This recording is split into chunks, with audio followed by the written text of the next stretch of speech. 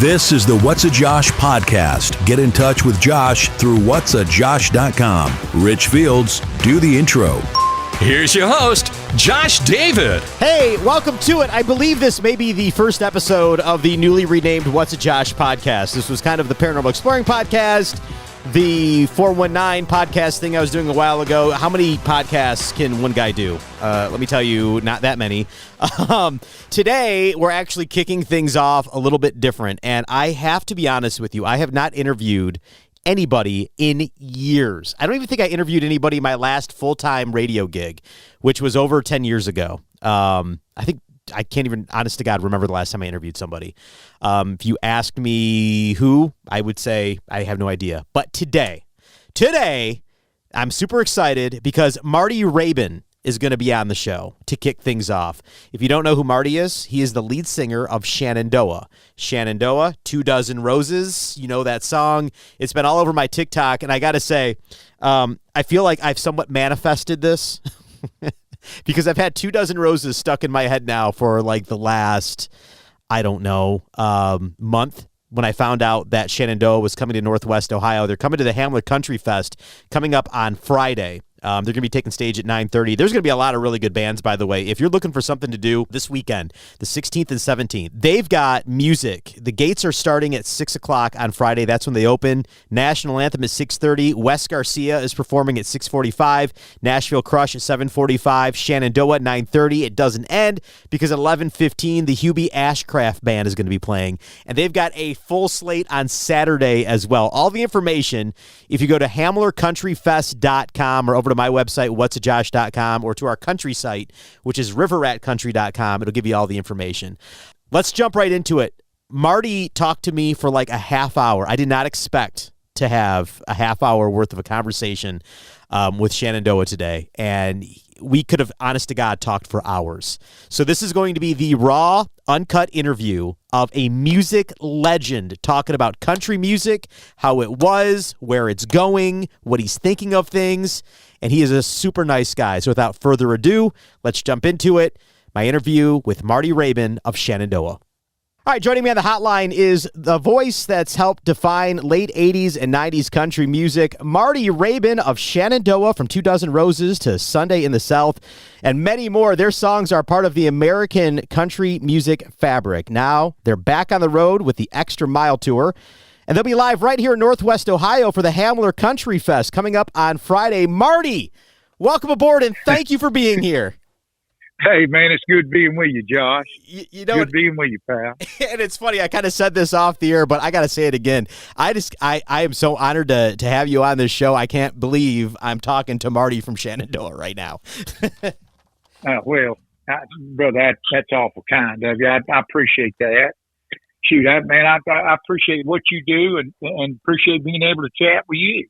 Yeah, and you know, it's funny. I was just talking to my friends, and I'm up on TikTok all the time, and I've been seeing these, your own singing of 2 Roses and all the different songs that you guys have put out, but I've also seen all these covers. For some reason, they've been coming up over and over on my TikTok feed, probably part of my algorithm, but these young people just nailing your music. And that's got to be an honor to have a completely new generation jumping in on music that was big in the 80s, 90s, and it feels like it's all kind of coming back towards us.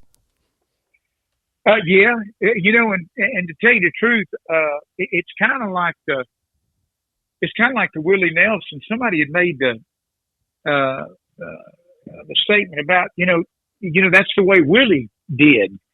You know, through the years, you know, Willie just kept recreating himself with music. And, you know, of course he's older than that now, but, you know, here he is at 80 years old and Willie's as popular with the young people as he is the old. Mm-hmm. Some have grew up with him and some have grown to know him and have been listening to his music for 50, 60 years, you know, and, you know, the only thing that I can really attribute that to is that, you know, we were fortunate and to get our hands on and smart enough to record, you know, great songs. Mm-hmm.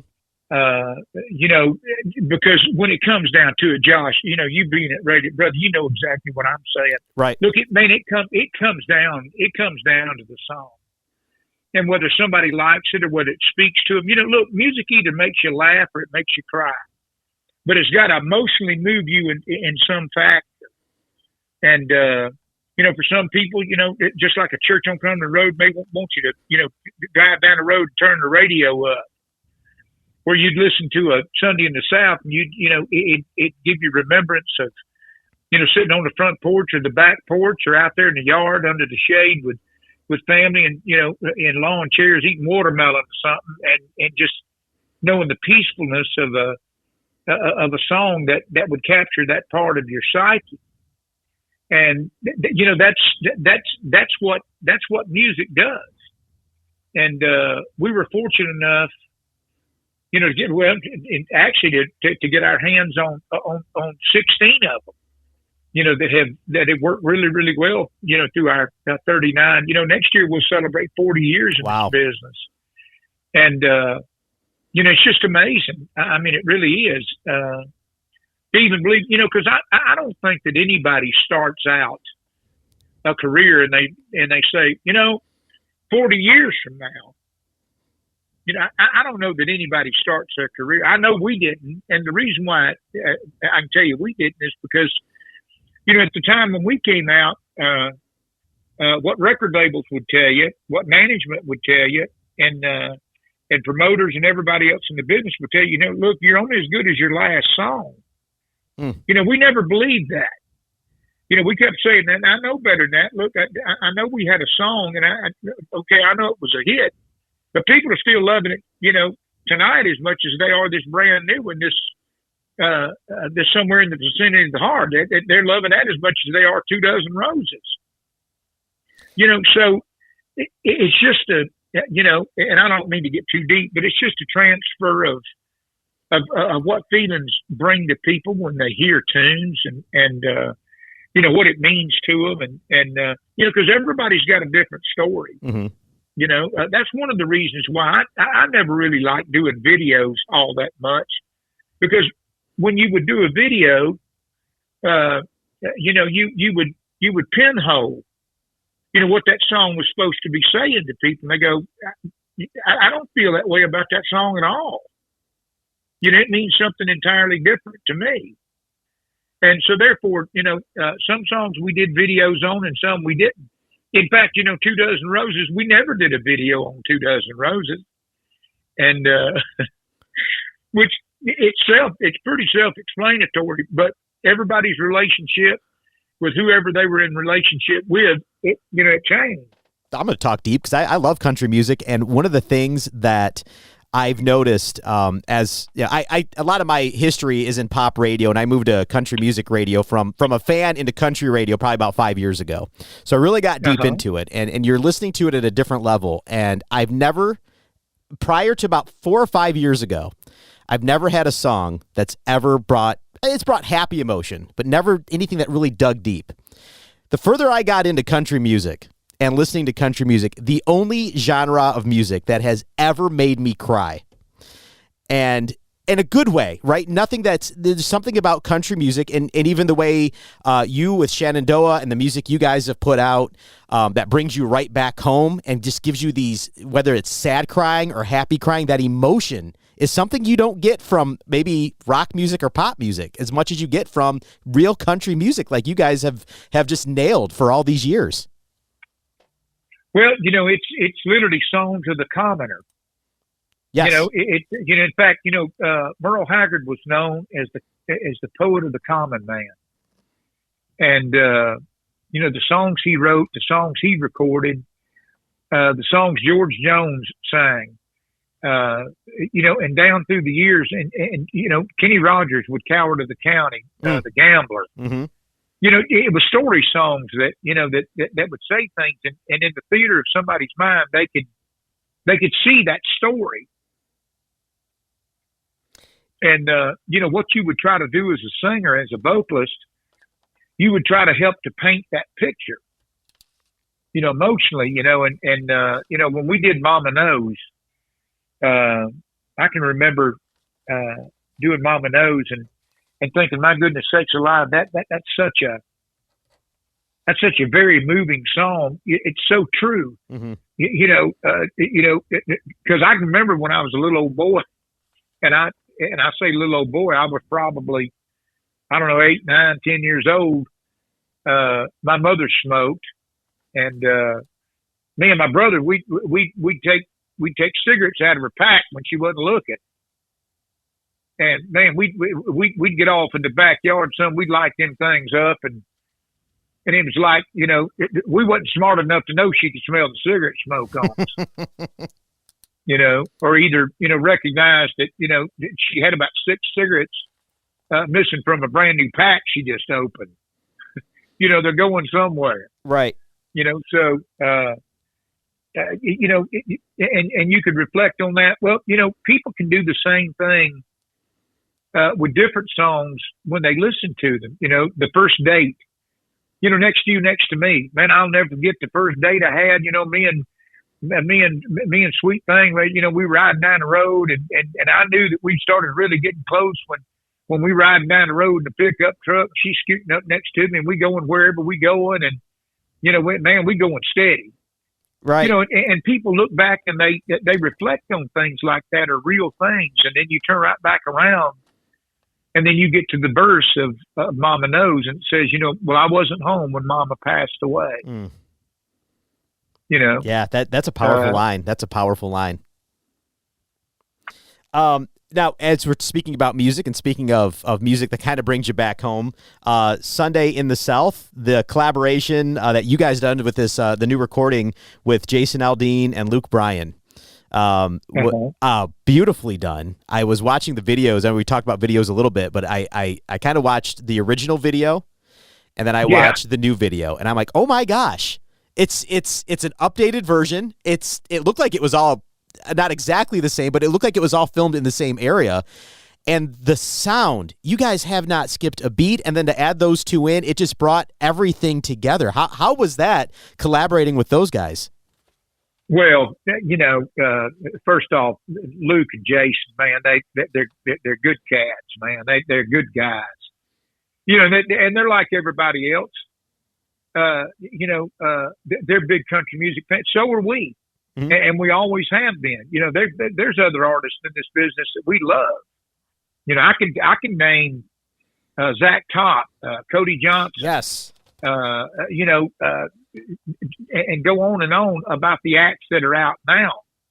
Morgan Wallen, that of acts that I like a whole lot, that I think's got a big future in it. And then you find a couple of guys that grew up, singing, and getting into the business, doing what we did with the Merle Haggard and the George Jones and the Johnny Paychecks, Charlie Prides, and stuff like that. And you kind of see it where it comes full circle. Mm-hmm.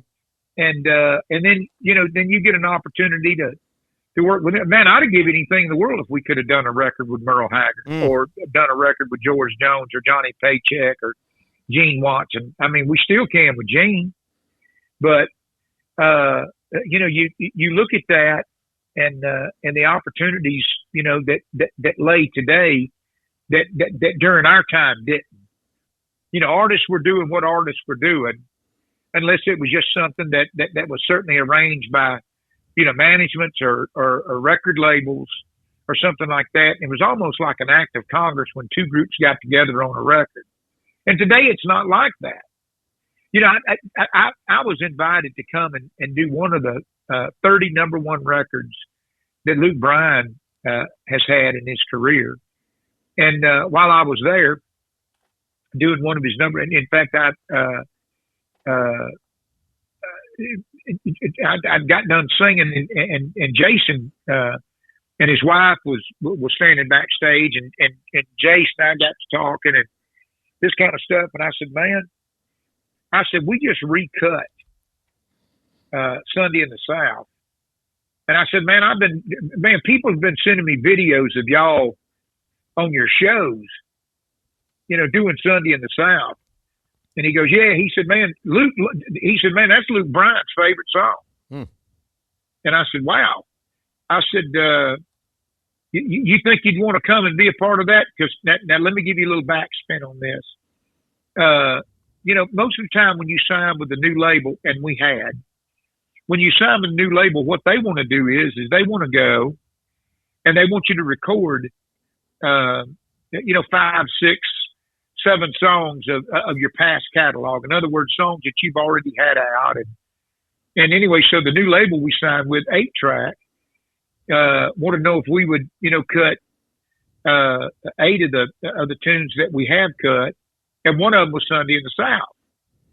And anyway, I said, man, we just recut Sunday in the South. I said, man, what would you think about coming over and putting a vocal on that? And he said, man, I'd give anything in the world to do that. I said, you think Luke? He said, man, I'm telling you, I'm not kidding you, that's Luke Bryan's favorite song. And so anyway, so when the show was over that night, I asked Luke, and Luke said, man, I would give anything in the world if that could happen. So, and of course it did. But the point that I was making, nowadays, it's over a conversation. And it's a conversation either at a show or at a chance meeting, that you would have with somebody. It's not done in a boardroom where everybody's sitting around a big wooden table where everybody's, brain sculling about, what we need to do and how we need to do. And this is the projection, and this is the direction that we need to take this or do that and all this other kind of stuff. The one thing that I love about it, it's literally come back to the artist and the song. And whether people want to be involved in it, how they want to be involved with it, has certainly changed since it was back during our day. And man, we had a great deal of fun doing it. Had a whole lot of fun doing the video. I mean, we laughed and cut up. There were several times. Okay, hey, come on now, get serious. Right, get serious. Because we got around fellas that was like-minded, and not only to find them to be fans, but to find them to be country music fans. So do you feel as though we're talking about, as we talk about country music, a few years ago, there were some criticisms that it was going too pop, which I think that has always been a criticism in country music it's just always been a criticism no matter what. You can go back to the 70s and people were saying things were too pop. But I feel like recently, with some, you brought up Zach Top and Morgan Wallen, Luke Combs, which you guys did a collab with Luke, with 2 Dozen Roses. I feel as though country music is kind of coming back around to its roots where the majority of it has that country sound that people are looking for. Do you feel the same way, or do you have any thoughts on that? I do, and a lot of people, accredit us to bringing back the 90s music. Yes. And I don't know whether that's true or not. I know Joe Diffie, before Joe died. I mean, Joe was doing a whale of a job bringing it back too. So I don't know if we're getting some credit that we don't, but I do know that was the years of our, as they say, wheelhouse. The late 80s, early 90s. I mean, that's when we were in the business, and at that time we're the biggest. But whether we're the catalyst, the reason why the 90s music is working, I think it's because people love the music of that era. Yes. And I think that's what has done it, and I mean, I'd give anything in the world to say, we were the ones, we were the ones but look, there was too much great music out there for any one act or any one band, ever take the credit for what that was. Cause, back during the 90s, late 80s and early 90s, country music literally had the market share of music, period. I mean, it literally was the biggest, it was the biggest genre of music. And if you put it on a pie chart, country music was 75%, and the rest of it was pop, rock, contemporary gospel, but country music held the spot of like 75% of the music chart in what was played and what was sold. So that was an awfully big time for country music. So therefore, you'd have to know that there were a great deal of people that that were listening to country music during that time, and it's just really kind of nice to know that people are wanting to come back with that. People love and like stuff that they're familiar with. Mm-hmm. And in fact, even on our road shows, we go out and I make a statement joking with the crowd. Look, hey, y'all sing along with us, even if you don't know the words. Just move your lips; it'll make us feel better. But what you find is these little 14, 15, 16-year-old kids, and for people that like a song, people can know the chorus of 2 Dozen Roses, or they can know Sunday in the South, or they can know Moon Over Georgia, and know the chorus. She took the moon, but when you're out there and you're watching the audience and they're singing the verses as well too, they know it, and they don't know they don't just know part of it; they know all of it. So good and well that they listened. They listened to it enough that they liked it, and they liked it enough to come see it. So, to realize that that's where you are in a career that's 40 years old, that in most circumstances, in country music, people would profess and claim that a legacy artist, which that's what they call us. I don't know why, but I guess it would only have anything to do with just because of the age. Because I know we certainly don't feel like legacy artists, legends. When people say it, man, y'all are legends. I don't see that. But I do see that what we done years ago. Like in fact, when you mentioned the thing with Luke Bryant. Yeah. I mean Luke Combs. Yes. Man, when we done that thing with Lukey, when we recorded that song with Luke, the song is older than Luke. Wow. That's what's crazy. And I think part of that is as part of what makes you guys a legend. I mean, you have work that has just transcended generations. I mean, I was watching a TikTok video last night. Again, like I told you, most of my feed at this point now is it's Shenandoah and people singing covers. And there was this kid. He had to have been maybe 9 years old. He was at one of your shows. You can see you in the background. You're on stage. He had his phone flipped around. He's singing 2 Dozen Roses kind of with you, and he's just bawling his eyes out at the same time. I mean, this is somebody who's going to be he's going to remember this forever. Yeah. And it's just there's just something so beautiful about, again, I go with country music, with Shenandoah, with great voices that come up with great songs in a great genre, continuing to do what you guys are doing and being out on the road. Now, if you had somebody who's younger, who's sitting out, maybe he's one of these they're one of these TikTok people who are young, trying to break into the business. If one of them, say a 15-year-old, came up and said, Marty, I want to do this. I want to, what should I do? What would be the one piece of advice you would give somebody who wants to come up and be successful, or at least have a chance in country music? Well, and when they do ask that question, the first thing how much do you love it? And the reason why is because it's going to take a great deal of your life to do it. If you've got a family, and if you've got children, you're going to spend a lot of time away from your wife and your children. And, therefore, is your relationship strong enough that you can stay out on the road and go home and still have a family life? Do you love it enough that you're willing to go and do these things, not expecting anything? You're just going because you need to go, because it's just a good business move. And most of the time what you hear is, yes, I am. And then I'll say, well, look, you make sure you think about that before you do. And if you come to the conclusion that that's exactly what you want to do, then go at it with everything that you got. get on as much as you can to whatever, TikTok, social medias. Go to places where people will throw a TikTok up on you, or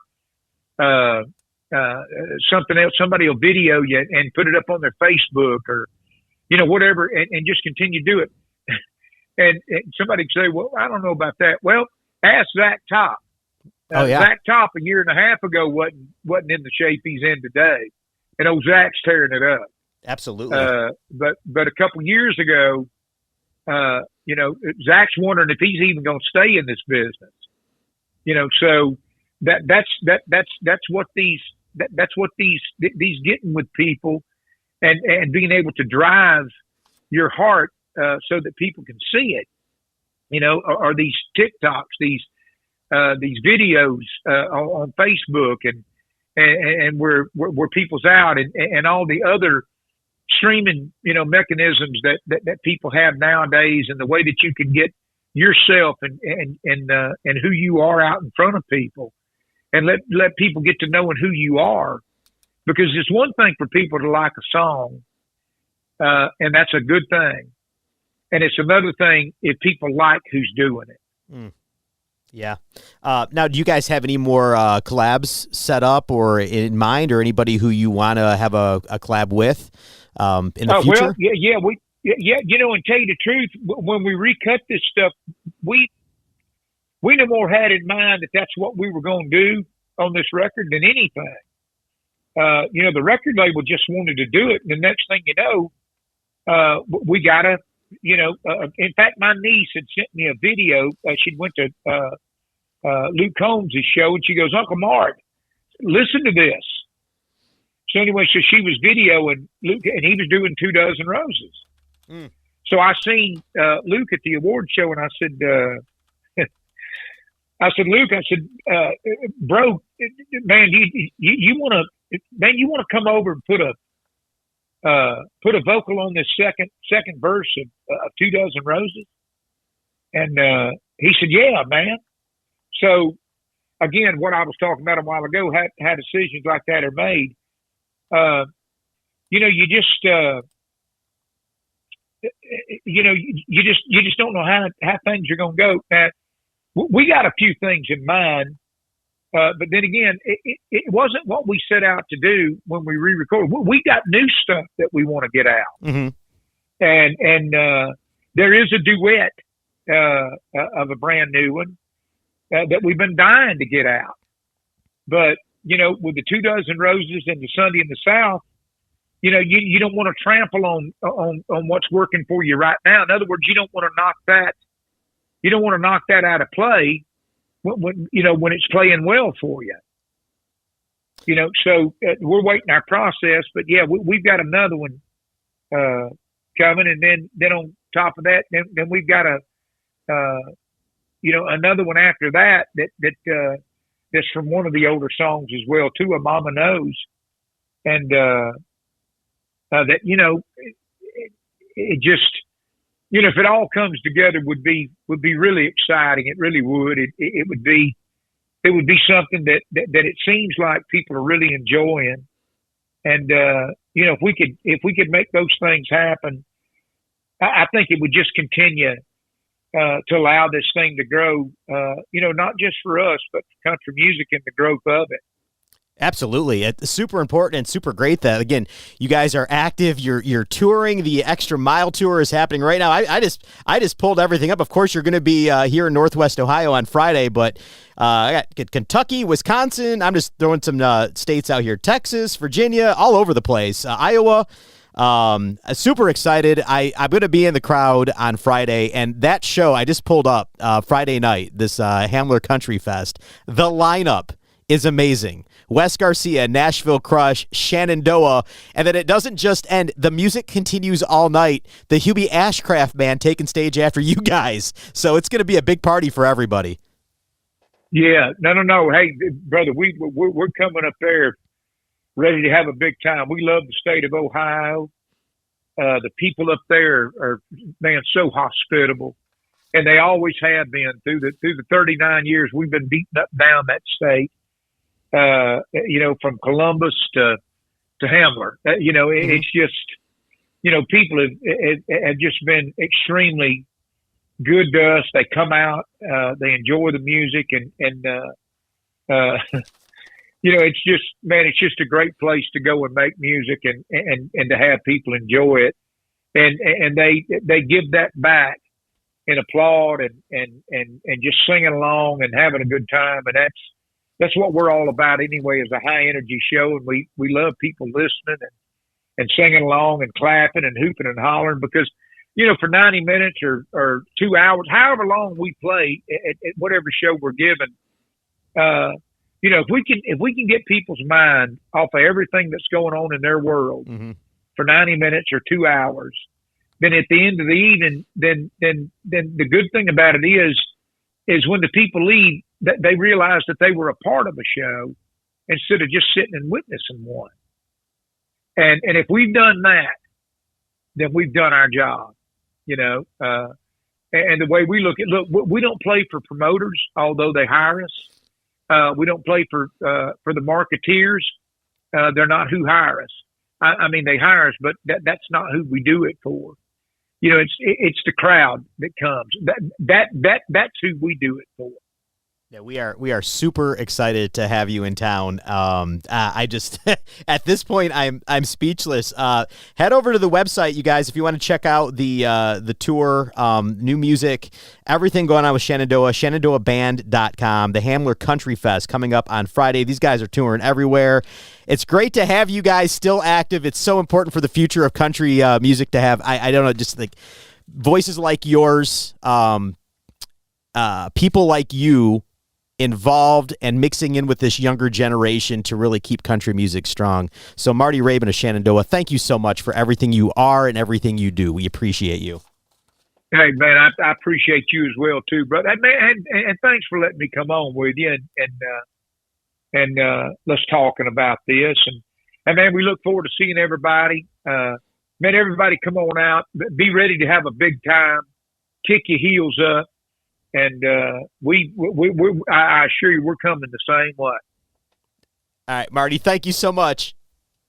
Hey, bless you, my man. God love your heart, buddy. The Lord willing, we'll see you Friday. Wasn't that like the coolest thing ever? I'm completely speechless right now with how awesome Marty from Shenandoah was. Did not expect to talk to him that interview went over a half hour talking about country music, how it was, especially for younger people wanting to grow up in it, and to hear advice coming from the man himself. I've got nothing else. There's nothing else I can do for the show at this point except for tell you that I'm going to try to do these updated podcasts maybe a couple times a month, maybe once a week. I don't know. I didn't know Shenandoah was going to be on the first show and maybe the only show. Anyway, thank you so much for checking out the What's Josh podcast. What's Josh broadcast, available across the country, coast to coast, on your favorite radio station. Thank you to our many affiliates for picking that up. Of course, you go to my website, whatsajosh.com. And maybe we'll see you at the Hamler Country Fest this coming Friday. I will be the one fanboying in the back with my cowboy boots on, screaming for Shenandoah. Bye-bye, everybody.